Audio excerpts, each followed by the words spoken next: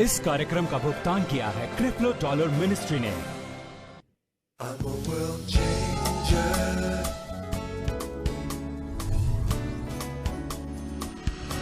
आज का संदेश अब जारी रहेगा। स्वर्गीय पिता आपकी जरूरत जानता है। वो कैसा पिता होगा जो जरूरत को पूरा नहीं कर पाए? आखिर वो कैसा पिता होगा जो जरूरत पूरा करने के लिए कोई भी मार्ग न निकाले? अब स्वर्गीय पिता आपको अपनी पद्धति बताने के लिए तैयार है ताकि आपकी जरूरत पूरी हो सके। पढ़ते रहिए। शुरुआत वचन 32 से। तैयार? पढ़िए।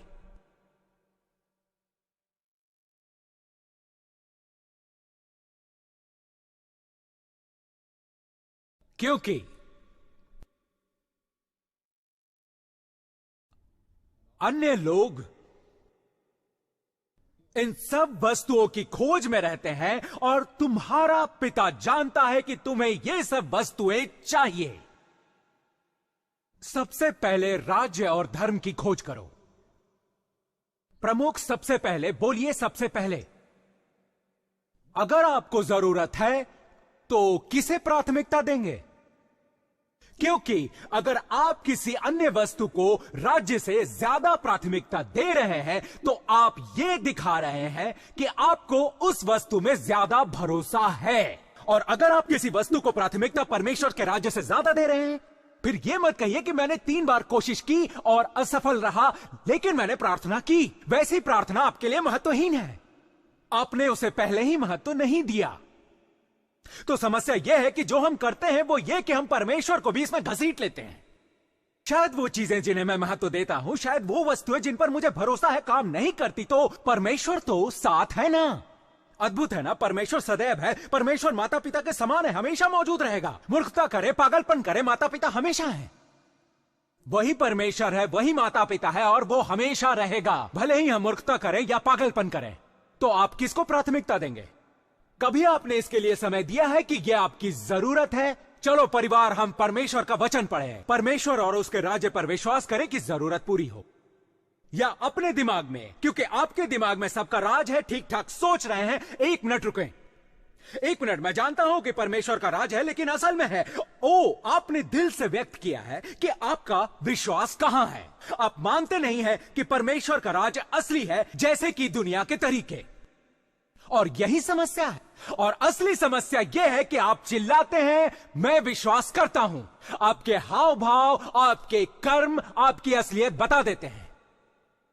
इसमें प्राथमिकता परमेश्वर नहीं है, उसका राज्य नहीं है। यह मेरा मन है जो सीधा परमेश्वर के पास नहीं जाता कि विशेष कार्य कर सके।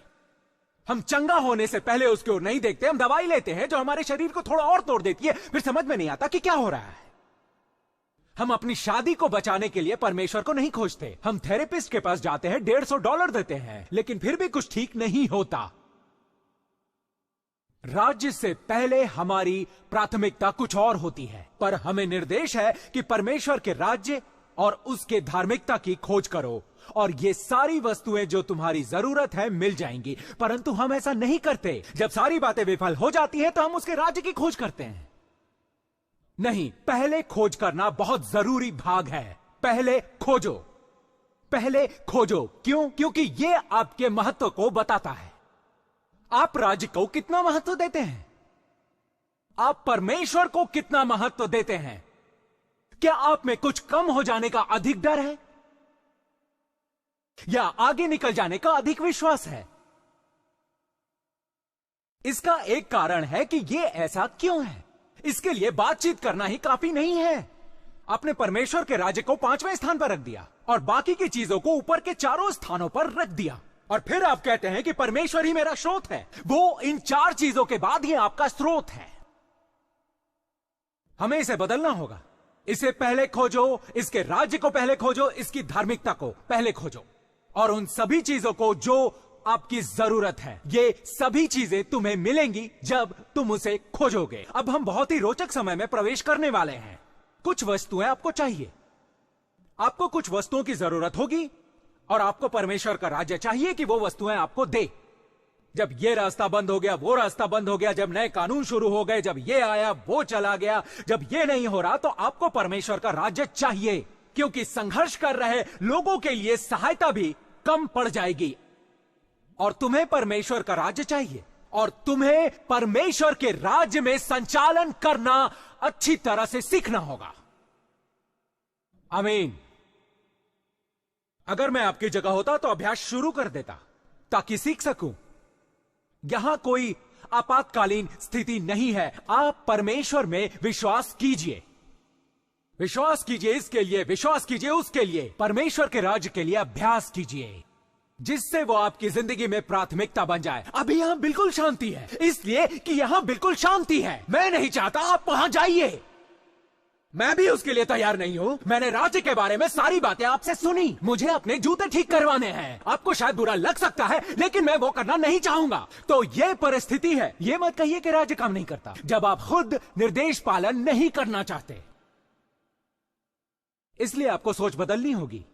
आपकी सोच में आप परमेश्वर से ज्यादा दुनिया की सोच अपनाना चाहते हैं। जैसे आप समझ लीजिए कि आप डॉक्टर के पास जा रहे हैं। आप जा सकते हैं, बिल्कुल जाइए, लेकिन अगर आप डॉक्टर के पास गए और उसने कह दिया कि मैं इसे समझ पा नहीं रहा हूं, तो आप क्या करें? तो आप उसके अभ्यास की सीमा के अधीन हो गए। इसे चिकित्सा कार्य कहते हैं। हम जानते हैं इसका क्या मतलब है ना? इसका अर्थ है कि मुझे वास्तव में नहीं पता कि तुम्हें क्या होगा, वगैरह वगैरह वगैरह वगैरह। चलो अभ्यास करते हैं और देखते हैं तुम्हारा क्या होगा। अगर तुम्हारी तबीयत ठीक ना लगे तो मुझे कॉल करना ताकि हम और अभ्यास कर सकें।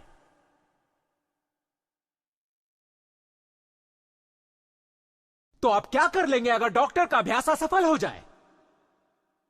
अगर आपको फायदा हो जाए तो ठीक है, लेकिन अगर विफल हो जाए तो हम वहां पहुंच जाते हैं जहां संसार की सारी चीजें विफल हो जाती हैं। आपको सीखना होगा कि उसके कोड़े खाने से मैं कैसे चंगा हुआ, पूरी तरह से। आमीन। आप इसे चेतावनी समझिए। मान लीजिए कि ये मैं ही कह रहा हूं, आपके लिए एक परिवर्तन आ रहा है। एक परिवर्तन आ रहा है। भेड़ और बकरियों को अलग किया जाएगा और हम देखेंगे कि कौन असल में विश्वास करता है और कौन परमेश्वर में विश्वास नहीं करता है। ऐसा नहीं कि उंगली उठाकर कहेंगे हाँ हाँ हाँ, नहीं नहीं नहीं नहीं, हम मदद के लिए तैयार हैं। चलो कम से कम कुछ विश्वासी तो होंगे जो ये कहेंगे कि प्रिय इधर आओ, मैं बताता हूं ये कैसे होगा। पादरी तुम्हें 20 साल से बता रहा है कि ये कैसे होगा, पर तुम वैसा नहीं कर पा रहे थे। आओ आओ, मैं बताऊंगा ये कैसे होगा। आमीन। ठीक है, अब पहले तुम उसके राज्य और धार्मिकता की खोज करो तो ये सब वस्तुएं तुम्हें मिल जाएंगी। अन्य संस्करण में सबसे पहले खोजो उसका राज्य, उसकी धार्मिकता को, उसके सही कर्म और उसके धर्म को, और ये सब वस्तुएं तुम्हें उसके साथ मिल जाएंगी। वो कह रहा है कि आप परमेश्वर के काम करने के मार्ग को खोजते हैं, ये राज्य है। आप उसके पद्धति को खोजते हैं। आप परमेश्वर के काम करने के मार्ग कहां पाते हैं? ओके, आप वचन नहीं पढ़ेंगे तो आप उनके संचालन के तरीके को नहीं जान पाएंगे। बिना पढ़े आपकी समझ में कुछ भी नहीं आ पाएगा। पवित्र पुस्तक को पढ़े बिना आप उसके कार्य को नहीं समझ पाएंगे। बिना पढ़े आप कैसे जान पाएंगे कि प्रभु राज्य से कैसे चंगा करता है, परमेश्वर कैसे देता है? क्योंकि राज्य की सोच का आप पर कोई असर नहीं हुआ है। कोई आश्चर्य नहीं कि उसने मत्ती की आज्ञा 4 में वैसा कहा। पन्ना पलटिए। ये है वैसा उसने क्यों कहा। ये वचन उसने हमें दिए, इसी वचन के अनुसार हमें चलना होगा। अगर प्रभु के राज्य से फायदा पाना है तो प्रभु के पद्धति से, उनके किए हुए कर्मों से, प्रभु के देन से, प्रभु के देने के तरीके से। यहां उसका वचन है, एक छोटा सा वचन, बस एक वचन, पैराग्राफ, वचन 17 में वो कहते हैं, चलिए इसे जोर से पढ़ते हैं। उस समय से यीशु ने प्रचार करना और कहना आरंभ किया कि मन फिराओ, क्योंकि स्वर्ग का राज्य निकट आ गया है। निकट आ गया है। अन्य संस्करण में देखिए दिया है, उसी समय यीशु ने प्रचार कर चिल्लाना शुरू किया, मन फिराओ, अपने मन को बेहतर बनाओ, दिल से अपने तरीके सुधारो, पापों का प्रायश्चित करो, क्योंकि स्वर्ग का राज्य निकट आ गया है। देखिए यीशु ने कहा, उसने कहा कि राज्य अब तुम्हें मिल सकता है। अब सुनिए कि राज्य तुम्हें मिल सकता है। राज्य एक दिन यहां नहीं आएगा, राज्य यहीं पर है, वो यहीं पर मौजूद है। और वो कहते हैं कि प्रभु का राज्य मौजूद है, और वो कहता है कि प्रभु का राज्य मौजूद है। राज्य की फसल काटने के लिए हमें बस यही करना होगा कि मन को फिराओ। धार्मिक रूप से शब्द कहें मन को फिराओ। पाप करने पर कहो या माफ कीजिए, मैं समझ नहीं सका। आप इसे पारंपरिक तौर पर ध्यान से पढ़ेंगे और कहेंगे कि यीशु आए और उन्होंने कहा कि माफ करना, स्वर्ग का राज्य निकट आ गया है। उन्होंने वैसा नहीं कहा। इसका मतलब यह नहीं है कि मन को फिराओ। मन फिराओ का मतलब है मन को बदलो, अपनी सोच बदलो, अपनी दिशा बदलो, अपनी राह को मोड़ो, क्योंकि मैं तुम्हें नई जगह ले जाऊंगा। दूसरे शब्दों में उसने कहा कि अगर तुम्हें राज्य का फायदा उठाना है तो पुरानी सोच से नहीं कर पाओगे। इस दुनिया की सोच से तुम वैसा नहीं कर पाओगे, दैहिक सोच से नहीं कर सकते। राज्य के सिद्धांतों के अनुसार सोच बनानी होगी। राज्य के सिद्धांतों के अनुसार सोच न होने से राज्य के स्रोत तुम्हें बिल्कुल नहीं दिए जा सकते। राज्य तुम्हारे लिए करे, इसलिए तुम्हें राज्य के अनुरूप मन को बनाना होगा। मेरी बात सुनिए, सरकार इस राष्ट्र में तुम्हारे लिए क्या बना रही है, आपको उसकी जरूरतें समझकर उसी तरह बनकर फायदा लेना होगा, उसी के अनुरूप चलना होगा, तभी आपको उसका पूरा फायदा मिल सकेगा। यही हर तंत्र में है। इसी तरह चीजें काम करती हैं।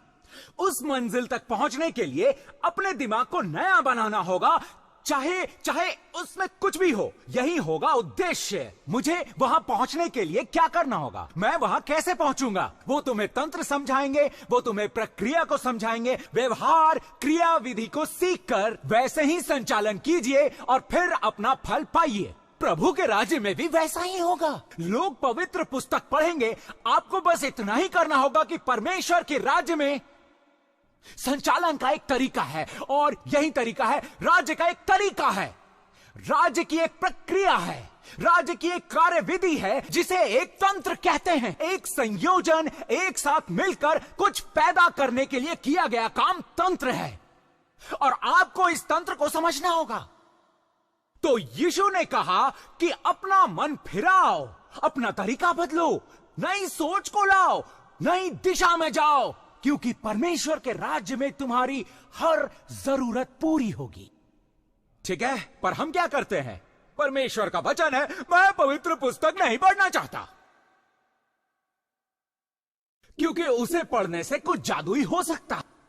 आपकी पवित्र पुस्तक में वो निर्देश है कि परमेश्वर के राज्य में हमें किस तरह रहना चाहिए। वो एक निर्देशों की पुस्तक है। आप एक कार खरीदते हैं तो उसके साथ निर्देशों की पुस्तक होती है कि ये बटन क्या करता है, कार कैसे आगे बढ़ती है वगैरह। पेट्रोल की टंकी कैसे खोले। अपने कार खरीदकर कभी गैस की टंकी अपने से खोलने की कोशिश की? उन्होंने एक स्पेयर टायर तो दिया था, पर वो पीछे तो नहीं है, और अब टायर खोजने लगे हैं। इसमें नए जैक भी हैं। पहले के जैक जो आम हुआ करते थे, ये सबके पास एक जैसे ही थे। अब तो ऐसे जैक है जो उसी में फिट है। बहुत से छोटे सोच रहे होंगे कि छोटी जैक बड़ी कार को कैसे संभालेगी, इसे कैसे चलाया जाएगा वगैरह। आपको निर्देश पुस्तिका चाहिए। घूमने के लिए आपको निर्देश पुस्तिका की जरूरत पड़ेगी। हालेलुया! मसीह धर्म के लिए यह बात लागू होती है। आपको पुस्तिका पढ़नी है, उसे चलाने के लिए, टायर खोजने के लिए, बटन क्या करेगी, उसे कैसे करेंगे, कौन सा पेट्रोल डालेंगे। पर गलत दिशा में मसीह धर्म हम अपना रहे हैं। हम उसे देखते हैं जो शायद वचन अनुसार व्यवहार करता है, जो देखा उसे ढाल लिया, वो गलत था और तभी से फंसे हैं। क्योंकि पवित्र पुस्तक पढ़ने का महत्व नहीं समझते।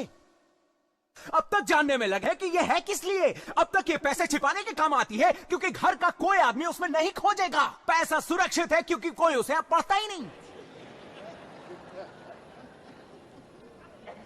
हमें उसका महत्व समझने का तरीका खोजना होगा। यह बहुत जरूरी है कि हम परमेश्वर के राज्य में सफल हों। मुझे वचन में सफल होना ही है। मुझे व्यवहार को सीखना ही होगा, उसका तरीका तो सीखना ही होगा। वचन क्या कहना चाहता है, एक समस्या है, वचन क्या कहना चाहता है। एक मुद्दा उठा, वचन उसमें क्या कहेगा। चलिए हम संचालन को देखें। पढ़िए मरकुस आज्ञा 4। ठीक है, इसी तरह राज्य संचालन करता है। दूसरे शब्दों में, राज्य से अपना खर्चा कैसे चलवाएं, राज्य से कैसे चंगाई पाएं, राज्य मेरी शादी को कैसे बचा सकता है, राज्य हमें एक नौकरी कैसे देगा, राज्य हमें बंधन से कैसे मुक्त कराएगा, मैं परमेश्वर के राज्य को हर रोज हर हालत में अपनी जिंदगी में कैसे लाऊं। मरकुस आज्ञाचार प्रभु के राज्य में संचालन का तरीका सिखाती है। आरंभ होता है एक दृष्टांत, फिर दृष्टांत से यीशु खासकर उस दृष्टांत के बारे में बात करेंगे और फिर वो बताएंगे कि राज्य में इस तरह परमेश्वर के राज्य का संचालन होता है। ठीक है, वचन 1, मरकुस आज्ञा 4। और फिर वो झील के किनारे उपदेश देने लगा और ऐसी भीड़ उसके पास इकट्ठी हो गई कि वो झील में एक नाव पर चढ़कर बैठ गया और सारी भीड़ भूमि पर झील के किनारे खड़ी रही और वो उन्हें दृष्टांतों में बहुत सी बातें सिखाने लगा। उसके बाद उपदेश देते हुए उन्होंने कहा, तो यहां यीशु सिखा रहे हैं भूमि की एक भारी भीड़ को। वो नाव में बैठकर पानी में कुछ दूर गए और वहीं से उस भीड़ को वो सिखाने लगते हैं। अब वो जानते थे कि अधिकतर उसके धर्म को नहीं मानते, जो मसीह धर्मी नहीं है, पर उन्होंने अपने उपदेश को प्रभावशाली तरीके से दृष्टांत में समझाया, जिससे वो उनके कहे वचनों का मतलब समझ सकें, उसका अर्थ जान सके। उस दिन उन्होंने ये दृष्टांत कहा। वचन 3 में कहा, सुनो, देखो, एक बोने वाला बीज बोने निकला। बोने वाला बीज बोने, किसान है बोने वाला। किसान जमीन में बीज बोता है। तो आप बोने वाले को किसान समझ सकते हैं। वो बोने वाले के उदाहरण से समझाते हैं कि एक बोने वाला बोता है। उन्होंने कहा, अब समय आ गया है, और उसने बीज को बोया और कुछ मार के किनारे गिरा। और फिर क्या हुआ? पंछियों ने आकर उसे चुग लिया। तो उसने बोया पर पंछियों ने आकर उसे खा लिया। तो क्या उसे फसल मिली? नहीं। और अब अगला वचन, कुछ पथरीली भूमि पर गिरा जहां उसको बहुत मिट्टी न मिली और गहरी मिट्टी न मिलने से जल्दी उगाया। और जब सूरज निकला तो वो जल गया और जड़ न पकड़ने के कारण सूख गया। तो दूसरी किस्म के जमीन में बोने पर क्या फसल मिलेगी? नहीं। फिर वचन 7 में कहते हैं, कुछ तो झाड़ियों में गिरा और झाड़ियों ने बढ़कर उसे दबा लिया और वो फल ना लाया। अब उसने ये तीसरी बार बोया था ना। अब पहले ये समझ लीजिए कि सिर्फ आपके बोने पर जरूरी नहीं कि फसल मिलेगी, जब तक आप अगले वचन जैसा नहीं करते। परंतु कुछ अच्छी भूमि पर गिरा और वो उगा और बढ़कर वो फलवंत हुआ, और कोई 30 गुना, कोई 60 गुना और कोई 100 गुना फल लाया। क्या उसे फसल मिली? क्यों? अच्छी भूमि, अच्छी भूमि, अच्छी भूमि। अब उसने 3 बार बोया, जाहिर है कि अच्छी भूमि नहीं थी। तो बीज बोया जाता रहा, पर फसल को अच्छी तरह से पाने के लिए उसे अच्छी भूमि में बोना है। तो सभी को अच्छी तरह से यह दृष्टांत समझ में आ गया है ना? 3 बार उसने